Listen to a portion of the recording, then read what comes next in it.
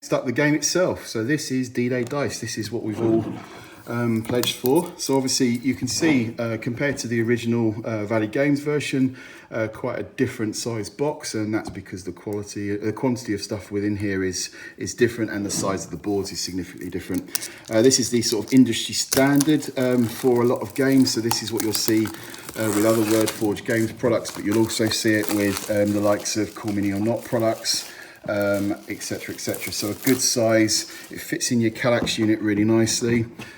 Can you see how many awards this guy's got for this game?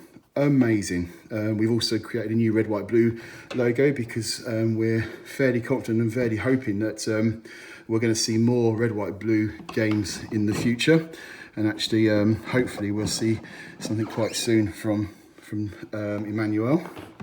So here's the token sheet. So again, you can see just here, these will have not been cut out, and there should be a replacement further down, he hopes.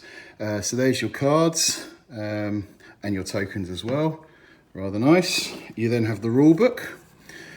So again, great work being done by the team here, especially Emmanuel and James on getting these books together. I played a small part in that, but I think it's fair to say those guys did a lot more than I did. You've got the scenario book, and again, high quality of production here, lots of information. Really, the team have worked really hard on this, so well done them.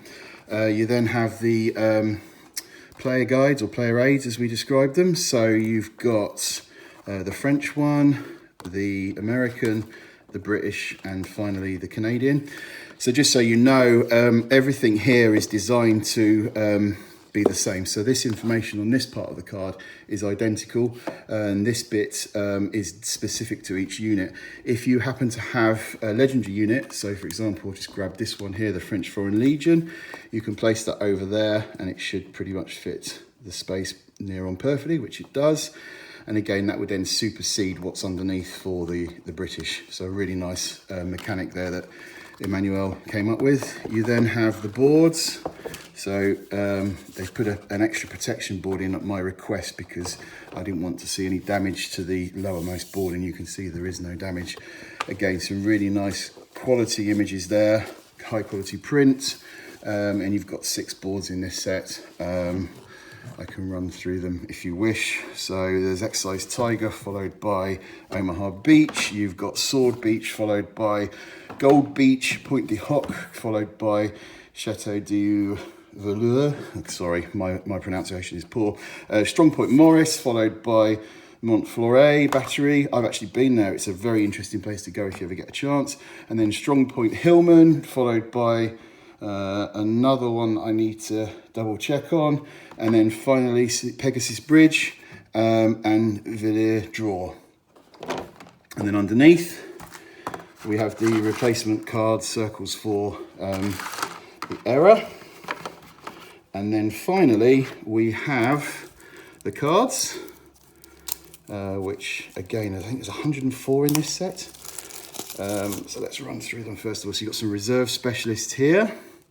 Duplication, so you've got Point Man, you've got Chaplain, etc, etc, all of those, and these all nicely fit into these areas here, and you should be able to get most of your cards in the game in there. You've got your unique specialists, you've got your awards, and quite a few there. You've got some vehicles. Let me just get those in there, 1 second. You've got your vehicles, you've got your regular items, and you've got your special items, and finally your ranking specialists. So that's all of them. And then the dice, well, there's the cores, which I'll just point out, which go with the resource cards, and then you've got a big pack of dice. Get that out of the way. So you've got 4 unit markers. There we go, 1 for each faction. You've got 4 machine gun fire dice, all white numbers apart from the 6. And then you've got 4 sets of dice for playing the game. So there we go.